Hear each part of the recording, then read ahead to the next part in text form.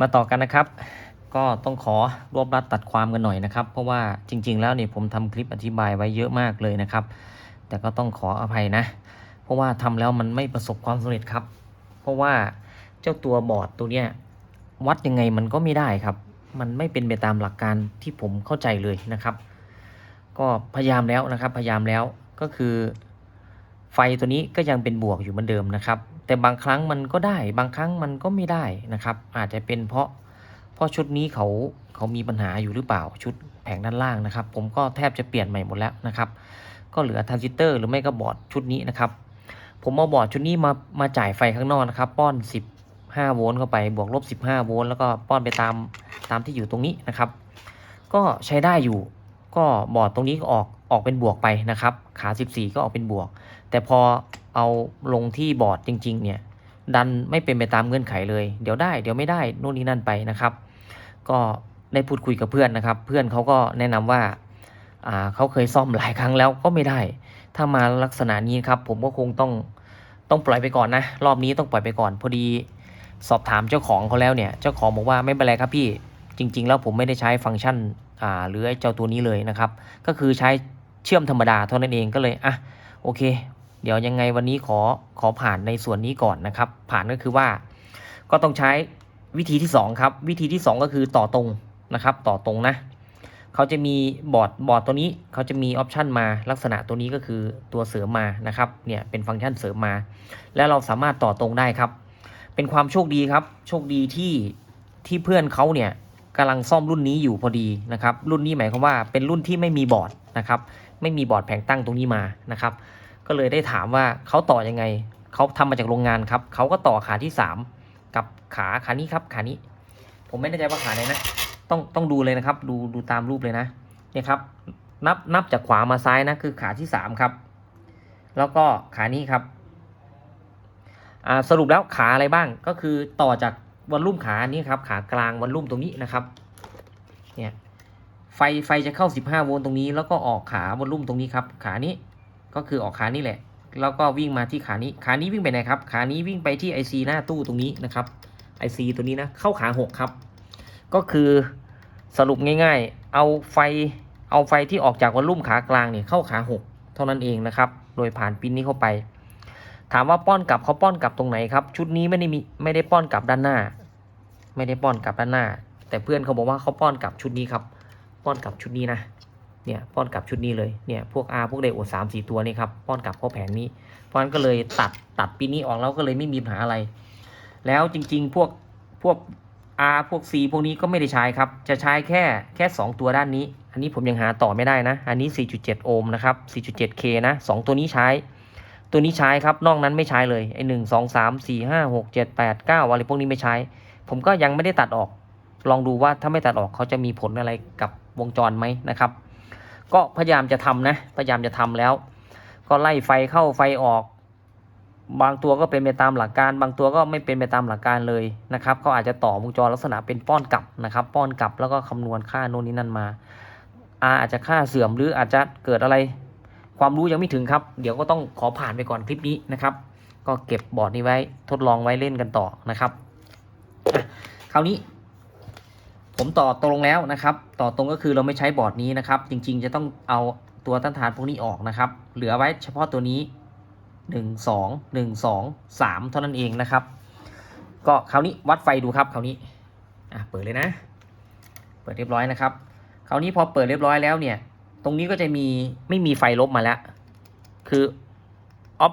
อปโต้ไม่ทำงานแล้วจะกรณีไหนก็ช่างนะครับเปิดปั๊บใช้งานได้เลยนะเนี่ยวัดด้านนี้ก็จะมีไฟขึ้น 2.5 นะครับแล้วก็สัญญาณพันก็จะออกแล้วนะครับเนี่ยสัญญาณพันจะออกเรียบร้อยนะครับเนี่ยออกที่ประมาณ6 โวลต์นะครับแล้วก็เราก็ใส่ IF เข้าไปIF ตัวที่กินไฟ15 โวลต์ครับแล้วก็ใส่ 9Z24N ไปนะครับเขาก็จะสลับมาด้านนี้ตัวหนึ่งเนี่ย 9Z24 นะครับส่วนตัวนี้ไม่ได้ใส่ไม่ต้องกินแล้วก็ใส่ Z24 ไปนะครับแต่ให้จำหลักง่ายๆว่าตัวไหนที่กินไฟ15 โวลต์หรือว่าไฟ24นะครับแล้วแต่วงจรนะเราก็ใส่ 9Z24 นะครับ 9Z24 ตัวนี้นะพอใส่เข้าไปเสร็จตัวนี้กิน15 โวลต์ก็ต้องออกประมาณสัก 8-9 โวลต์ครับจากนั้นเรียบร้อยแล้วผมก็ ก็จะประกอบแล้วก็ใส่ IGBT เข้าไปชุดนี้ครับแล้วเราก็มาทดลองกันดูครับก็โอเคนะครับเดี๋ยวผมใส่ให้เรียบร้อยนะโอเคครับสำเร็จเรียบร้อยแล้วนะครับตอนนี้ก็ใส่ IF เข้าไปทั้งหมด4ตัวนะครับก็วัดสัญญาณพันกันดูนะครับก็เปิดเลยนะครับ3 2 1เปิดเลยนะตอนนี้ผมยังไม่ได้ป้อนไฟ300นะผมก็ใช้ไฟชุดไฟ24นะครับบวกลบ24 25โวลต์นะป้อนจากไดโอดตรงนี้นะครับก็แตะกราวครับคราวนี้เราก็แตะกราวซะนะครับกราวอยู่ตรงนี้เนาะกราวตรงนี้หรือว่ากราวตรงนี้ก็ได้นะครับแตะไปที่หลังเขานะครับถ้าขึ้นที่8โวลต์ก็ใช้ได้ครับ8 9โวลต์นี่ครับใช้ได้เรียบร้อยละไม่มีปัญหาอะไรนะครับไฟเลี้ยง15เพราะฉะนั้นประมาณครึ่งหนึ่งของ VCC นะครับก็ต้องอยู่ที่ประมาณสัก8โวลต์ก็เรียบร้อยไม่มีปัญหาอะไรนะครับใช้งานได้เรียบร้อยแล้วนะครับต่อมานะครับเราก็มาตรวจสอบในส่วนของชุดไดนะครับชุดหม้อแปลงไดที่ขาเกตทุกอย่างตรงนี้นะครับจะทำงานได้ไหมปกติตอนนี้สันนิษฐานเบื้องต้นก็น่าจะทำงานได้โดยประมาณนี้นะครับน่าจะไม่มีปัญหาอะไรคราวนี้วิธีการตรวจสอบนะครับบางรุ่นเนี่ยถ้าเป็นมอสเฟตเราตรวจสอบด้วยวัดเป็นไดโอดไม่ได้นะครับเนี่ยผมก็จะมีเล็กๆน้อยๆผมนะผมวัดเป็นไดโอดนะลองดูครับเนี่ยวัดเป็นไดโอดได้ไหมลองพัดเนี่ยวัดเป็นไดโอดไม่ได้ครับเขาก็จะปี๊ดช็อตขึ้นมาทันทีถ้าเป็นตัวมอสเฟตก็จะวัดได้ก็จะเป็นประมาณค่า 0.6 0.7 นะครับถ้าวัดไม่ได้เราก็วัดเป็นความต้านทานครับเนี่ยผมก็วัดเป็นไอตัวปี๊ดๆนะครับอย่างนี้ได้ทำไมต้องปี๊ดเพราะว่าความต้านทานเขาต่ำครับก็วัดได้นะครับวัดเข้าไปนี่เลยประมาณ21โอห์มครับเพราะฉะนั้นทุกขาต้องประมาณ21โอห์มถามว่าเครื่องอื่นเท่ากันไหมก็แล้วแต่เครื่องครับเขาจะใส่ตัวต้านทานตัวนี้มาเท่าไหร่เนี่ย21โอห์มนะตัวนี้ก็21โอห์มนะครับถ้าวัดเป็นโอห์มได้ไหมวัดเป็นโอห์มก็ประมาณ20โอห์มครับโดยประมาณนี้ครับโดยประมาณนี้เราเอาหลักเอาแน่เอานอนจากทุกเครื่องมาไม่ได้เลยนะเพราะว่าบางคนถามว่าตรงนี้ต้องได้ความต้านทานเท่าไหร่ครับ15โอห์มได้ไหม20โอห์มได้ไหมขึ้นอยู่กับตัวต้านทานที่เขาใส่เข้ามาตรงนี้ครับถ้าโดยทุกตัวต้องเท่ากันประมาณนี้ผมก็พาทำนะครับพาวัดอะไรประมาณนี้แล้วนะครับเนี่ยเรียบร้อยแล้วนะครับถามว่าจะวัดสัญญาณพันไหมบางทีสัญญาณพันเขาก็มาแล้วนะครับเพราะว่าไม่มีอะไรขาดนะลองดูครับผมวัดเป็นสัญญาณกระแสสลับนะเปิดนะครับกระแสสลับจะอยู่ที่เท่าไหร่อยู่ที่ประมาณ3โวลต์นะครับ3โวลต์นะเนี่ยประมาณ3โวลต์ทุกตัวก็ต้องประมาณ3โวลต์ครับประมาณ3โวลต์มีคนถามว่าถ้าใช้มิเตอร์เข็มจะเป็นยังไงเราลองดูนะครับลองดูถ้าใช้มิเตอร์เข็มเราจะวัดเป็นอะไรได้ลองดูนะผมจะวัดเป็นกระแสสลับก่อนตั้งสัก50เล้ง50นะครับเล้ง50นะเขาจะขึ้นไหมเนี่ยครับก็ขึ้นนะครับก็อยู่ที่ประมาณสัก20โวลต์ครับจะต่างกันนะมิเตอร์เข็มกับดิจิตอลนะครับเป็นสัญญาณกระแสสลับนะวัดสัญญาณกระแสตรงได้ไหมวัดไฟกระแสตรงจะขึ้นเท่าไหร่กระแสตรง10โวลต์ 2.5 โวลต์ขึ้นไหม2.5 โวลต์ก็ขึ้นนะครับแต่วัดเป็นกระแสสลับจะดีกว่าเพราะว่าเขาเป็นสัญญาณนะวัดเป็นสัญญาณมาวัดกระแสสลับไฟ50โวลต์นี่แหละครับวัดเข้าไปเนี่ยขึ้นแล้วประมาณ20นะครับขึ้นนี้นะสเกล50นะครับสเกล50ก็อยู่ที่ประมาณ20นะครับตรงนี้นะครับก็ได้เท่ากันก็ลองดูครับเราลองวัดดูนะว่าเราจะใช้วิธีการแบบไหนโอเคใช้งานได้นะครับปกติแล้วก็ปกติเขาไม่ได้เสียชุดนี้นะครับเขาเสียชุดนี้เท่านั้นเองนะครับก็โอเคเดี๋ยวผมจะประกอบ IGBT เข้าไปนะครับทั้งหมด4ตัวแล้วก็ประกอบเครื่องเลยนะครับเรามาทดสอบกันครับคราวนี้หลังจากที่ผมประกอบเครื่องเรียบร้อยแล้วนะครับต่อมาเราก็จะมาทดสอบบอร์ดแผงข้างบนก่อนนะครับว่าทั้งหมดเนี่ยทำงานได้โดยสมบูรณ์ไหมก็คือต่อหลอดไฟที่ชุดเอาพุทนะครับก็สายเส้นนี้นะครับก็จะลงมาที่ชุดหม้อแปลงข้างล่างนะครับชุดไดโอดข้างล่างนะเราจะไม่ต่อเลยนะครับเพราะว่าถ้าเกิดตุ้มขึ้นมาเราก็จะได้รู้ว่าเขาเสียที่ชุดนี้หรือว่าเสียที่ชุดนี้นะครับถ้าต่อไปเลยนี่ถ้าเกิดระเบิดเกิดอะไรขึ้นมานี่เราจะไม่รู้เลยว่าจุดสุดท้ายที่เราซ่อมอยู่ตรงไหนนะครับตอนนี้จุดสุดท้ายที่เราซ่อมก็คืออยู่ที่แผงบนนะครับแผงบนทั้งหมดซ่อมเสร็จเรียบร้อยวัดสัญญาณพันเสร็จเรียบร้อยใส่ IGBT เข้าไป4ตัวนะครับแล้วก็คราวนี้มาเช็คสัญญาณครับถ้าหลอดไฟติด ก็ผ่านนะครับถ้าหลอดไฟไม่ติดหรือระเบิดก็แสดงว่าชุดข้างบนก็ยังไม่ผ่านเท่านั้นเองนะครับก็จะช่วยทำให้เราง่ายขึ้นนะครับลองดูครับ3 2 1ผมเปิดแล้วนะเปิดเรียบร้อยไฟติดนะครับแล้วก็หลอดไฟติดนะทุกอย่างพัดลมติดทุกอย่างเรียบร้อยครับปกติถือว่าเรียบร้อยครับชุดนี้ผ่านแล้วนะครับชุดที่2ผ่านแล้วนะชุดนี้ผ่านเรียบร้อยจากนั้นเราก็ใส่หม้อแปลงเข้าไปครับต่อไฟออกไปที่ชุดหม้อแปลงแล้วก็ชุดไดโอดนะครับซึ่งก่อนต่อนั้นเราก็เช็คดูก่อนนะครับเพื่อความแน่ใจนะเราก็วัดไดโอดนะครับบางรุ่นก็จะขึ้นข้างไม่ขึ้นข้างนะครับเราก็วัดที่ไดโอดนะ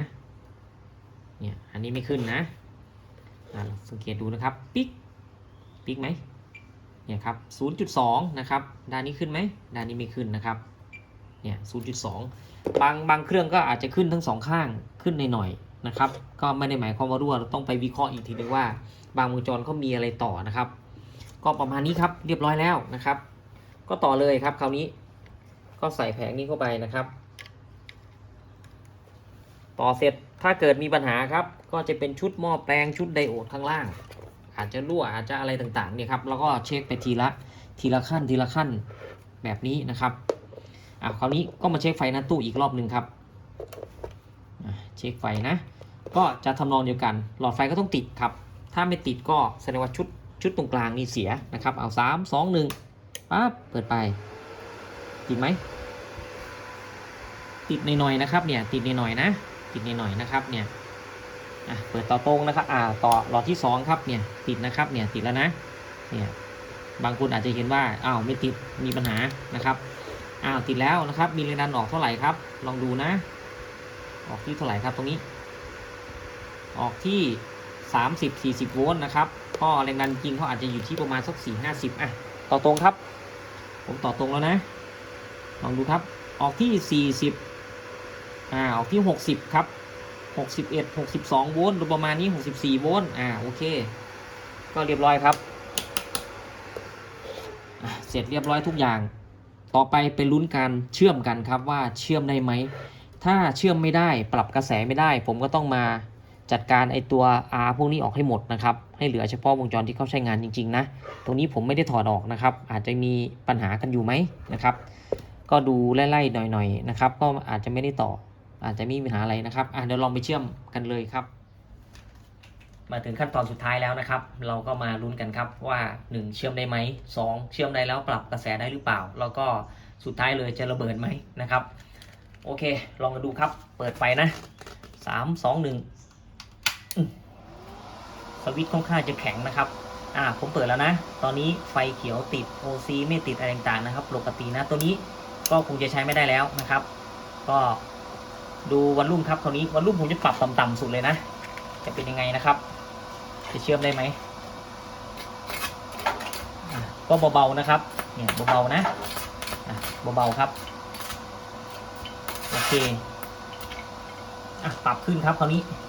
ลุ้นกันเลยครับคราวนี้ปรับตรงกลางเลยนะขอให้ได้ทีเถอะนะครับ3 2 1โอ้แรงครับแรงเดี๋ยวแป๊บนึงลืมครับเดี๋ยวจะได้ซ่อมใหม่คงไม่รอดแน่ถ้าเกิดระเบิดขนาดนี้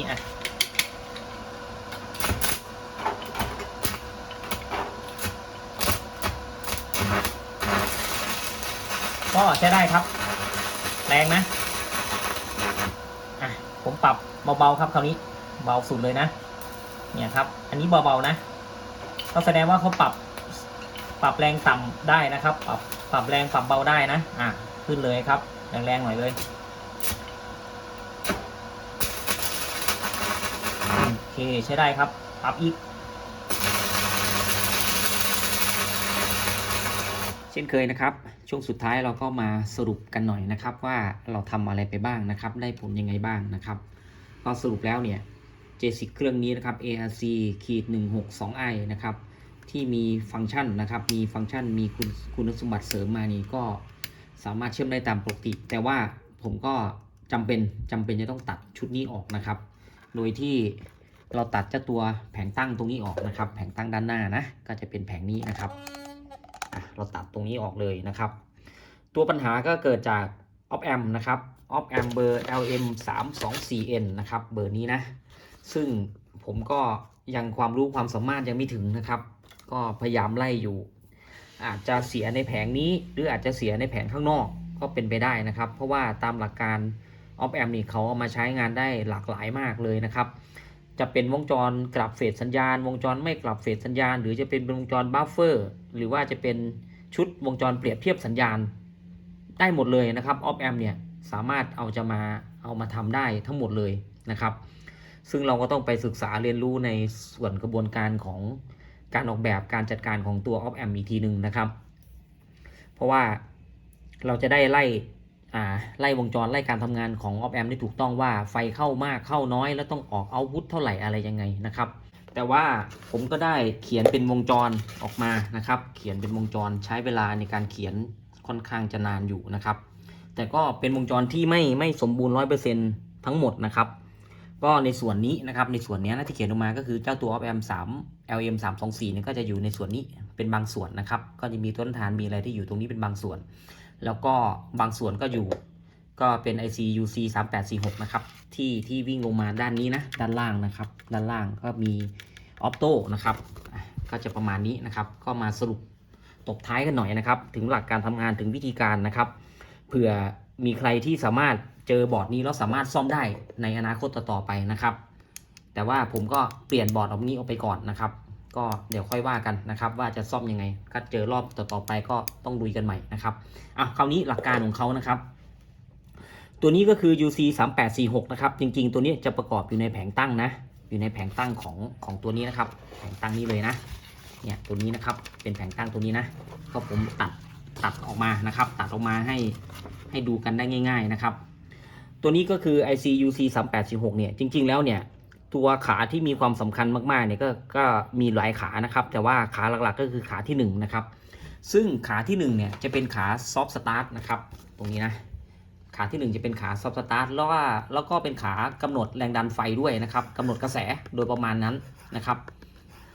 จริงๆแล้วหลักๆของเขาจะอยู่ที่ประมาณ 2.5 โวลต์ถ้าขานี้ทำงานได้ปกติจะอยู่ที่ประมาณ 2.5 โวลต์นะครับถ้าขานี้อยู่ 2.5 โวลต์ขาอื่นก็จะอยู่ขา11อย่างเงี้ยครับขา11ขา14ก็จะมีแรงดันออกประมาณสัก6โวลต์นะครับ11กับ14นะออกประมาณ6โวลต์ตัวนี้นะครับก็เวลาเราเช็คคราวนี้เราเช็คก็อันดับแรกก็คือถ้าจะเป็นตระกูล SG หรือว่าจะเป็นตระกูล UC ก็ตามนะครับเราก็เช็คที่ขา1ก่อนนะครับถ้า SG เนี่ยเราก็เช็คที่ขา8นะแต่ว่าอันนี้ในส่วนนี้เรา UC นะครับเราก็มาเช็คขา1ผมเช็คเสร็จแล้วเนี่ยเขาได้0โวลต์ครับเขาในครั้งแรกเนี่ยเขาได้0โวลต์เนี่ยตรงนี้ทำงานไม่ได้นะครับเพราะว่าออปโต้ตัวนี้เขาดึงแรงดันไฟลงไปนะครับเพราะว่าออปโต้ขา3ขา4เนี่ยเขาจะต่อลักษณะนี้นะครับก็ต้องย้ำกันอีกรอบนึงแล้วกันนะครับเนี่ยประมาณนี้นะเนี่ยขา1ขา2นะครับอันนี้ก็เอาประมาณนี้แล้วกันนะครับขาไหนก็ไม่เป็นไรนะเอาประมาณนี้ไปก่อนนะถ้ามีการส่งแสงมาด้านนี้มีการส่งแสงมาด้านนี้อันนี้สมมุติว่าเป็นไฟ 2.5 โวลต์ที่ออกจากขานี้นะครับส่งมานะครับ 2.5 โวลต์ออปโต้ยังไม่ทำงานครับถ้าออปโต้ยังไม่ทำงานเนี่ยแรงดันไฟตัวนี้จะวิ่งลงมาที่ครบกราวไม่ได้เมื่อไหร่ที่ออปโต้ทำงานครับตรงนี้ก็เปรียบเหมือนสวิตช์นั่นเองนะครับเป็นสวิตช์เรามองง่ายๆครับเขาเป็นสวิตช์ถ้าสวิตช์ถูกกดหรือว่าถูกสั่งให้ทำงานเนี่ยไฟก็วิ่งปึ้งลงมาเลยครับไฟก็จะหายตกเป็น0โวลต์เท่านั้นเองนะครับซึ่งในหลักการนี้เราตรวจเช็คแล้วว่าออปโต้เขาทำงานนะครับขั้นตอนการตรวจเช็คออปโต้ก็คือเราก็เอามิเตอร์มาวัดตรงนี้นะครับวัดโวลต์ตรงนี้วัดคอมเข้าไปเลยนะครับวัดคอมเข้าไปวัดโวลต์ตรงนี้นะครับได้เท่ากับ1โวลต์ก็แสดงว่าออปโต้ทำงานครับเมื่อออปโต้ทำงานเสร็จเราอยากจะเช็คอีกรอบนึงแล้วก็เอาไขควงนี่หรือว่าหาลวดหรือหาอะไรก็ได้มาช็อตออปโต้ตรงนี้นะครับช็อตตรงนี้ครับช็อตขา1ขา2ตรงนี้นะ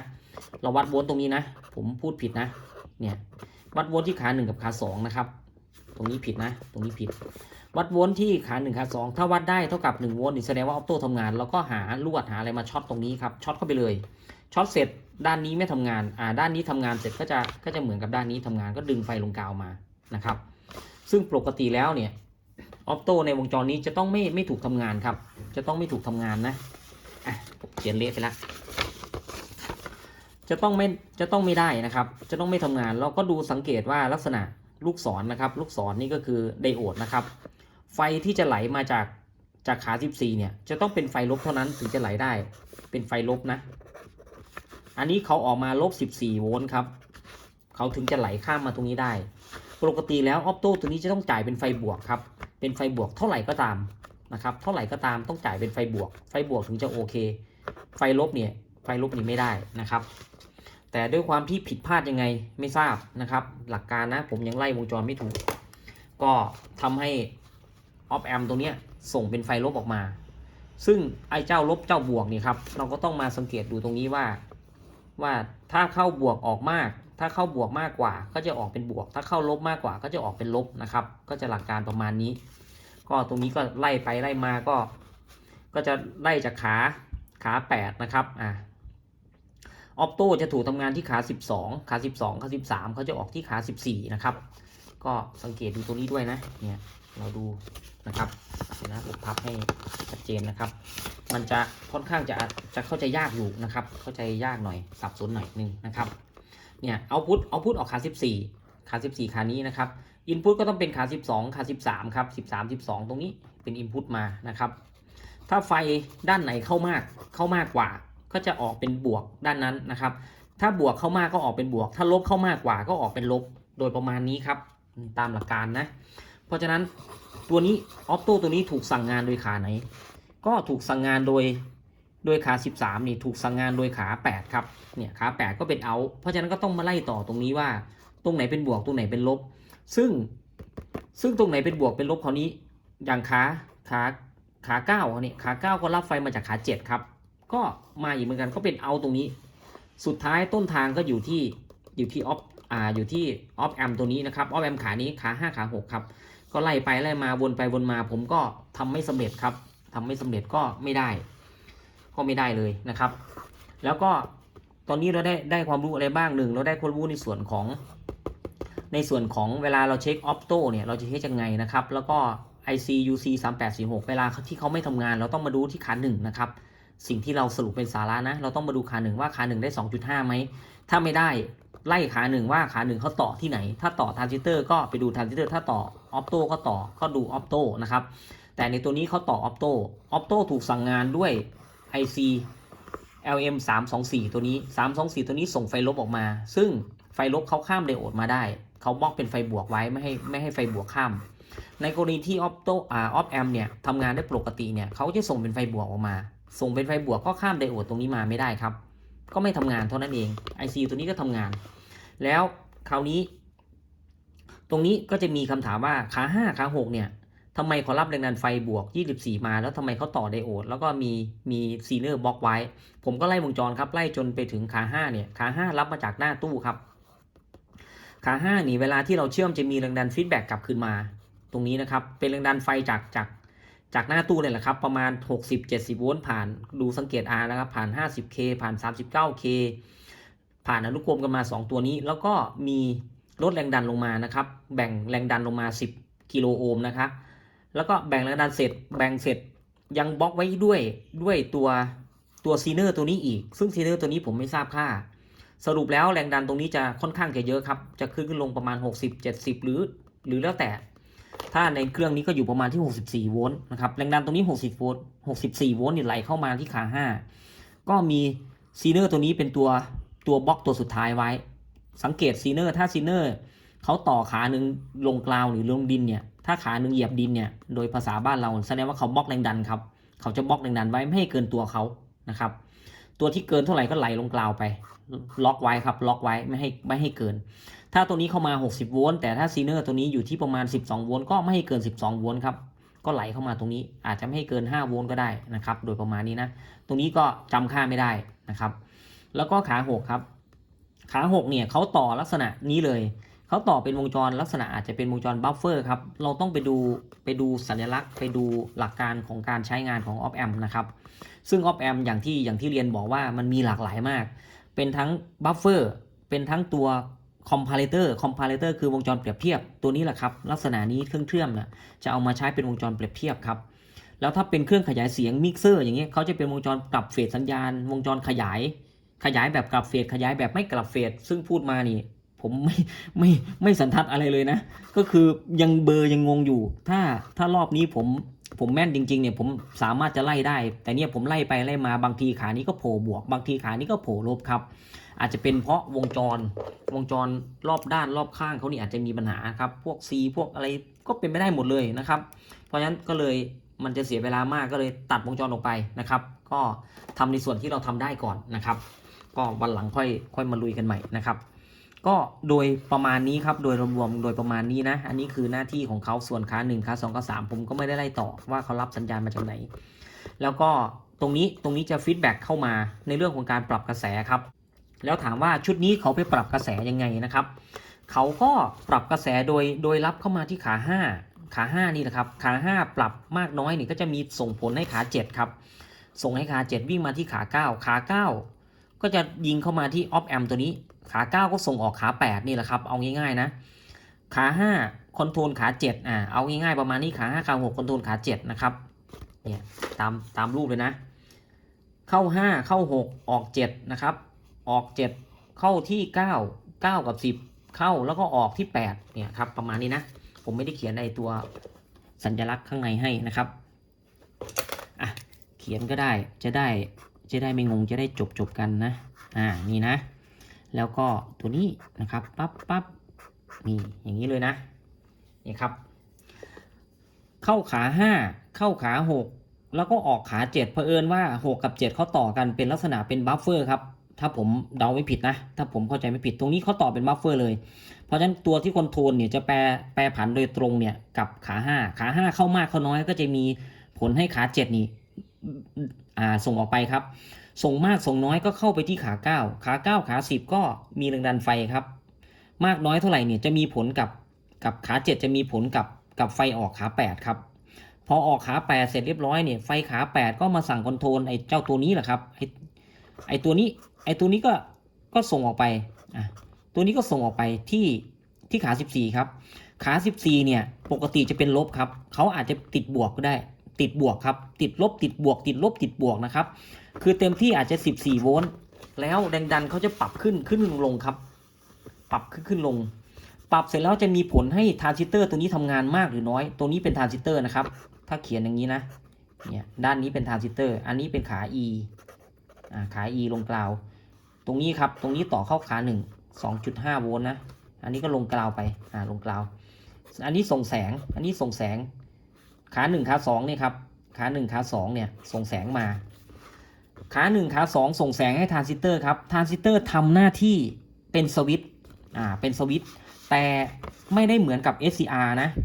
ไม่ใช่ว่าสวิตช์เนี่ยเขาต่อปึ้งต่อแล้วล็อกยาวเลยไม่ใช่นะครับไม่ใช่นะทรานซิสเตอร์ตัวนี้จะทำหน้าที่เป็นสวิตช์จริงแต่ว่าไม่ใช่ต่อแล้วล็อกเลยไม่ใช่ต่อแล้วไฟหายเป็นศูนย์ไปเลยตัวนี้ครับถ้ามีแสงมาสมมุติมีแสงมาสัก 50% ผมเดานะผมเดาตามความเข้าใจผมขอใช้คำว่าเดานะมีแสงมา 50% ครับสมมุติไฟมา 100%